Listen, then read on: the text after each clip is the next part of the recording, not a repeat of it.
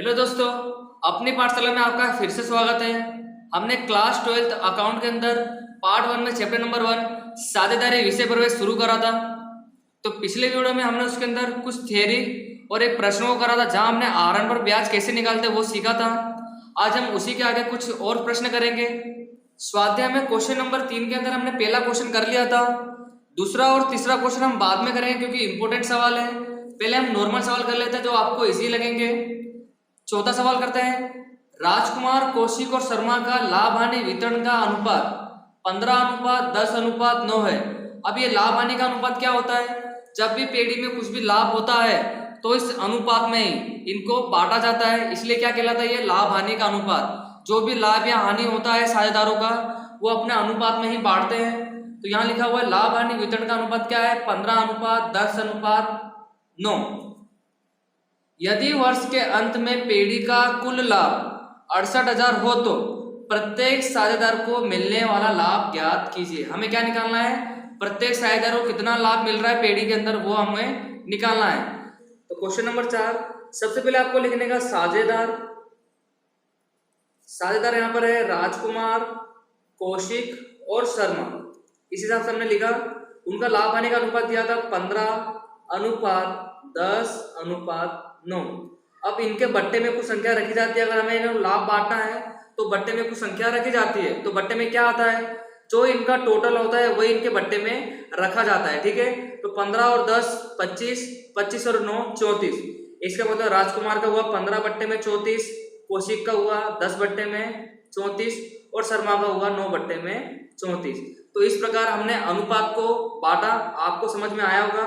आप यहाँ लिख देंगे लाभ हानि का अनुपात।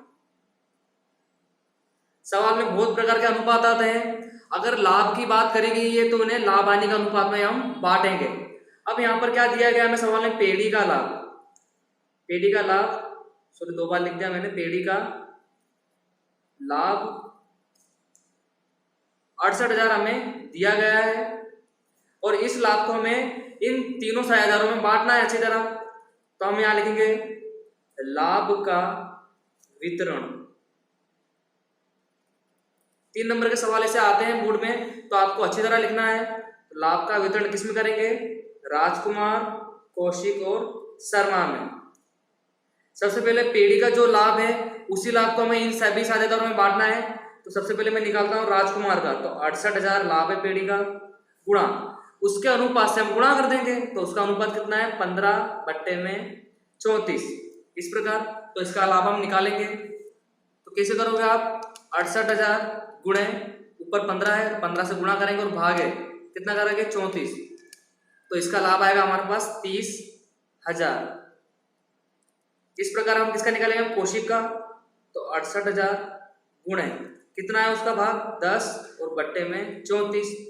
इसका ही मल्टीप्लाई करेंगे। तो फिर से आप 68,000 गुणा कितना है? 10 तो भागे 34। तो इसका लाभ आएगा हमारे पास 20,000। लास्ट शर्मा का निकालेंगे तो उसका भी पेड़ी के लाभ से गुणा करेंगे और उसका भाग कितना है? 9 बट्टे में 34। फिर से 68,000 गुणे 9 भागे 34। इसका लाभ आएगा 18,000। तो इस प्रकार से हमने जो राजकुमार, कौशिक और शर्मा है उनको पेड़ी का लाभ हमने बांटा। इस पेड़ी के लाभ को हम वितरण पात्र लाभ या शेष लाभ भी बोलते हैं, जो आपके अभी आगे काम आएगा। तो आपको नाम याद रखने हैं। जब भी जो साझेदारी में लाभ बांटा जाता है उसे हम वितरण पात्र लाभ बोलते हैं, उसे हम शेष लाभ भी बोलते हैं। ठीक है, सभी समायोजन करने के बाद जो भी लाभ बचता है उसे साझेदारों में बांटा जाता है, जिसे हम वितरण पात्र लाभ कहते हैं। उम्मीद है आपको क्वेश्चन नंबर 4 समझ में आया होगा। इजी था, बट आपको अच्छी तरह लिखना है फॉर्मेट बना के। ठीक है, तो चलिए अब हम नेक्स्ट क्वेश्चन करते हैं, question number 5। Question number 5 important question है, समझिएगा। यहां लिखा हुआ है मेहता को पांडे से 4 गुना और वाजपेयी को मेहता के हिस्से का आधा भाग मिलता है। वर्ष के अंत में पेड़ी का लाभ 87,500 हो तो प्रत्येक साझेदार को प्राप्त लाभ की रकम की गणना कीजिए। बट क्वेश्चन नंबर 4 में हमें लाभ हानि का अनुपात दिया गया था, बट यहाँ पे हमें कुछ लिखा गया है कि मेहता को पांडे से 4 गुना और वाजपेयी को मेहता के हिस्से का आधा भाग मिलता है। तो इसका मतलब है हमें इनका अनुपात निकालना है। उसके बाद जो 87,500 लाभ दिया गया वो बांटना है। तो लाभ निकालेंगे कैसे? तो आपको जैसे पता है कि मैथ में अगर किसी रकम को हमें प्राप्त करना हो तो हमें धारणा करनी पड़ती है। इसका मतलब यहाँ पर जिस साझेदार को आधार माना जा रहा है उस साझेदार का भाग हमें मानना पड़ेगा, उसी के आधार पर हम अन्य साझेदार का लाभ निकाल सकते हैं। ठीक है, तो अभी आपको समझ में नहीं आया तो अभी समझ में आएगा। पहले हम कुछ कैलकुलेशन करते हैं। क्वेश्चन नंबर 5, सबसे पहले आपको साझेदार लिखना है व्यवस्थित। तो साझेदार यहाँ पे कौन है? मेहता, पांडे और वाजपेयी। तो आपको लिखना है मेहता, पांडे और वाजपेयी।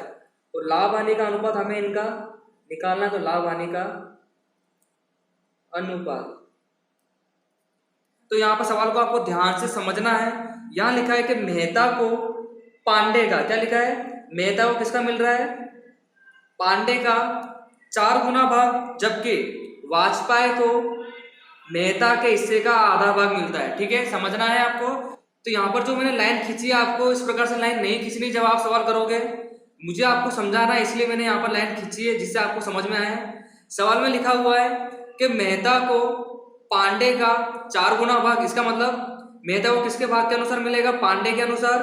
जबकि जो वाजपेयी है उसका आधा भाग किसके अनुसार मिल रहा है? मेहता के अनुसार मिल रहा है। ठीक है, इसका मतलब है कि मेहता का हिस्सा हमें कब मिलेगा? जब हमें पांडे का हिस्सा पता हो, और वाजपेयी का हिस्सा हमें कब मिलेगा? जब हमें मेहता का हिस्सा पता हो। इसका मतलब अगर हमें पांडे का हिस्सा मिल जाए, इसके ऊपर से हमें मेहता का हिस्सा मिल जाएगा। अगर मेहता का हिस्सा मिल गया तो हमें वाजपेयी का हिस्सा मिल जाएगा। तो यहाँ पर हम पांडे का हिस्सा कैसे निकालेंगे? जैसा कि मैंने आपको बताया अभी जस्ट कि अगर मैथ में कुछ चीज मिसिंग हो तो हमें उसे मानना पड़ता है। तो यहाँ पर आप जो पांडे है उसका भाग कुछ भी मान सकते हो। ठीक है, संख्या में आप कुछ भी मानोगे तो आंसर बदलेगा नहीं। तो यहाँ पर मैं जो पांडे है उसका भाग मान लेता हूँ 7, कि माना कि पांडे का भाग कितना है? 7। अब यहाँ लिख लेना, माना कि पांडे का भाग कितना है? 7। अब पांडे का भाग हमें मिल चुका है, इसके आधार पे अब हम किसका निकालेंगे? मेहता का। तो सवाल में जैसा लिखा था कि मेहता को पांडे का 4 गुना भाग मिलता है। तो पांडे का हमने भाग माना कितना है? 7। अगर इसका 4 गुना करेंगे तो 7 चौक 28। इसका मतलब है मेहता का भाग हमारे पास कितना आया? 28। अब यहाँ पर जो वाजपेयी है, वाजपेयी को जो मेहता का उसका आधा भाग मिलता है। तो 28 का आधा कितना हो गया? 14। 2 से भाग दोगे तो आधा हो जाएगा। तो वाजपेयी का भाग हमारे पास कितना आया? 14। तो इस प्रकार से सभी साझेदारों का लाभ हानि का अनुपात हमने ज्ञात करा। सबसे पहले हमने क्या करा कि जो पांडे था उसका मान था वो हमने माना था, कितना आया था? 7। उसके ऊपर से जो मेहता है उसका 4 गुना करा तो कितना आया? 28। वाजपेयी को आधा भाग मिलता है तो 2 से भाग दिया तो कितना आया? 14। अब बस अनुपात हमारे पास मिल चुका है, तब हम टोटल कर लेंगे सभी का।